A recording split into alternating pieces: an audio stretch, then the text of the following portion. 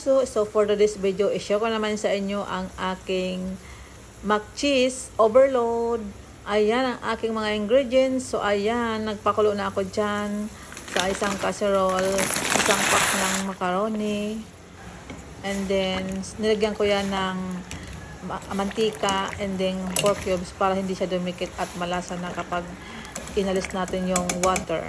So, takpan muna natin, papakuluin ng ilang minuto. So, ang gagawin natin dyan is al dente or half cook lang. So, ayan, half cook na yan. I-drain ko lang yan sa running water. And then, after nyan, tatanggal natin yung excess water.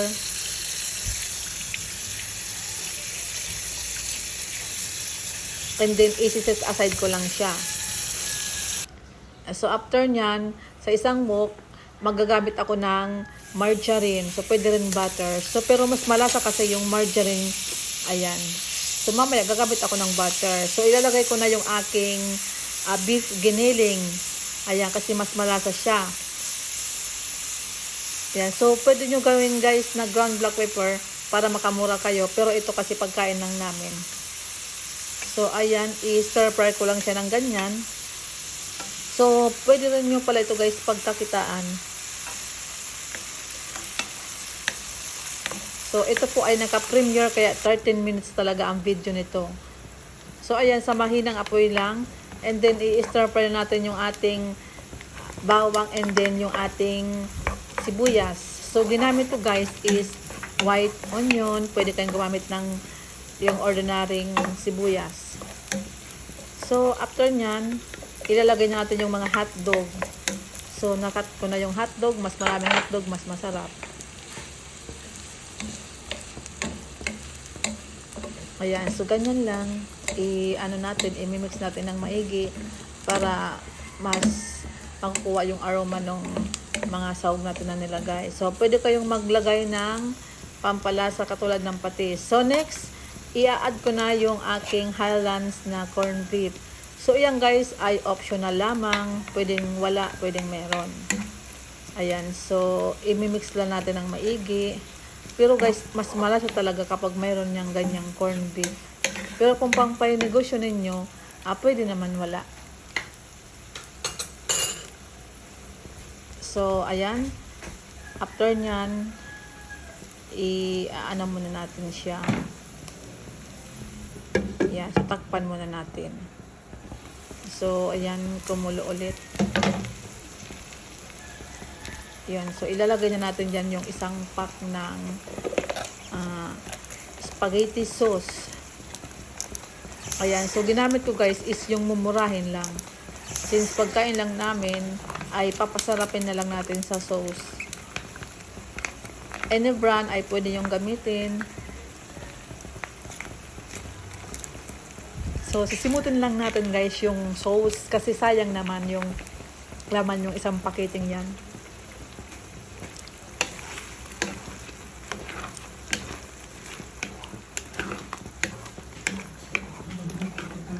Ayan, so imimix lang natin siya ng maigi.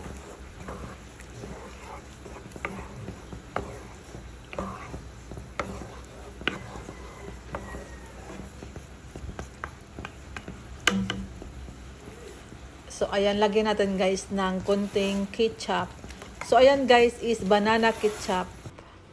Any brand ay pwede nyong gamitin. Yan po ay ang pinakamurang ketchup. Ayan, so pwede kayong gumamit ng UFC or kaya naman is banana ketchup, yung papa ketchup.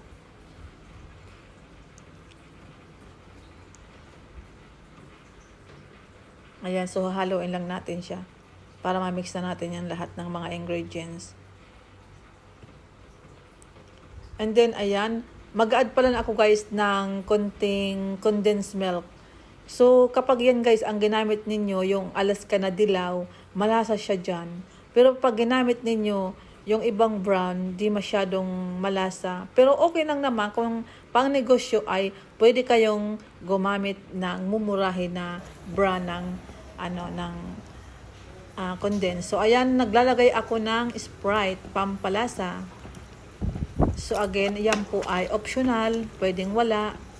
since pagkain namin, kaya pinasarap ko. At tatakpan natin. So, pagkalipas ng ilang minuto ay okay na naman yung ating sauce. So, imimix lang natin at sa bandang yan ay ilalagay na natin yung ating macaroni na ayan, na pinakulo. Al dente.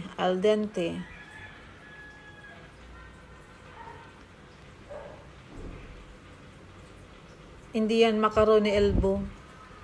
Yung medyo pa-slide yung macaroni na yan. Kasi yun yung nasa stock ko. Ayan, so imimix lang natin siya. Pwede kayo guys gumamit ng macaroni elbow. O kaya yung parang spiral. Depende kung ano ang nandyan dyan sa'yo. So yan po ay 500 grams or kalahating kilo.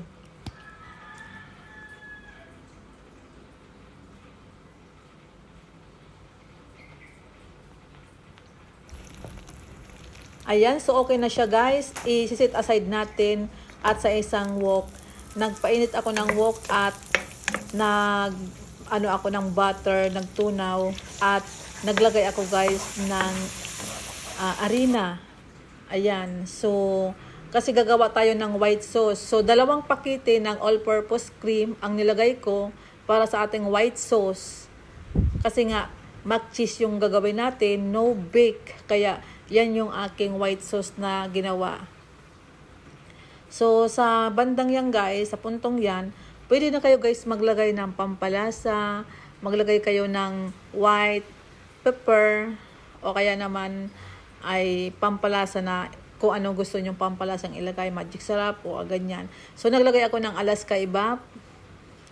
Ayan, so tansya-tansya lang yung paglalagay ko guys kasi mahirap yung sumobra, mahirap naman yung konti. So tansyahan lang. And then naglagay na ako dyan ng nandiyan sa akin guys is black pepper na pinong-pino, wala akong white.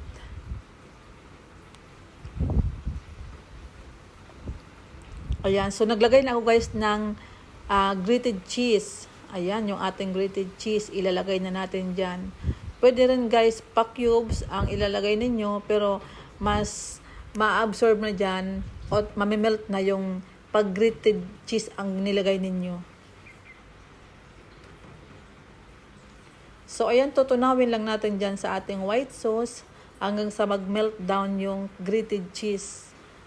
So, ayan guys, naglagay ako ng pampalapot. So, again, tansyahan lang yung pampalapot na ilalagay ninyo. Huwag po sobra kasi lalapot po yung white sauce na gagawin ninyo. So, tansyahan lang talaga. So, takpan natin. At pag kumulo, ayan, so, titikman, lalasahan ninyo.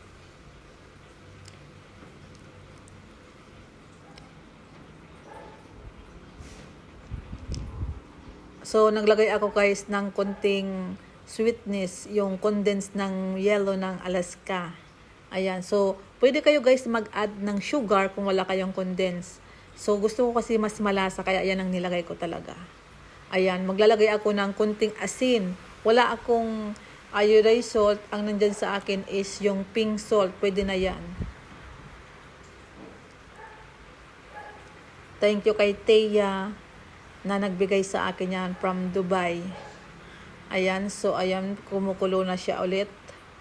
Alisin natin yung takip at imimix lang natin ng ganyan. So, pag okay na siya guys, huwag nyo nang sobrahan, tanggalin nyo na dyan sa apoy at i-cool down nyo na. Titikman nyo yung lasa. Pag okay na siya, ay pwede nyo nang i-cool down at ilagay sa sa ibabaw nung macaroni na ginawa ninyo. Mac cheese ang tawag ko dyan. So, ayan na guys. Na-cool down na guys yung macaroni na ginawa natin. Kapag malamig na, isa-isa ko nang inilalagay sa aking plastic cup. Kasi nga guys, yung ginawa ako is mayroon akong mga workers na papamerindahin ko. So, kasama na sa pag-vlog. So, nakatipid na rin ako. Ayan, so Ayan na guys. Then, mayroon din akong ginawa na another cups. Nilagyan ko ulit ng white sauce. At yan naman na malaki is pang almusal namin kinabukasan kasi masarap siya na malamig.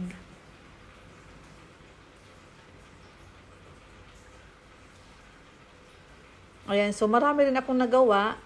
So, kung pang negosyo nyo ay tatansyahin nyo na lamang kung gaano karami yung inyong ibibenta at paglalagyan.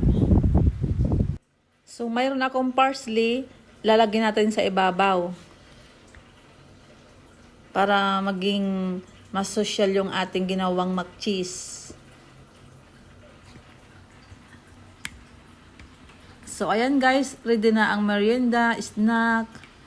Ayan, so, thank you guys sa always support nyo sa aking channel.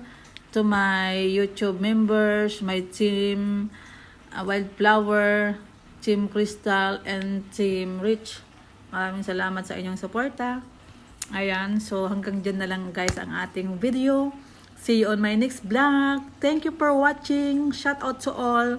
And then don't forget to like and share and follow my FB page, net channel, my FB account, Jonette Baloncio. Thank you.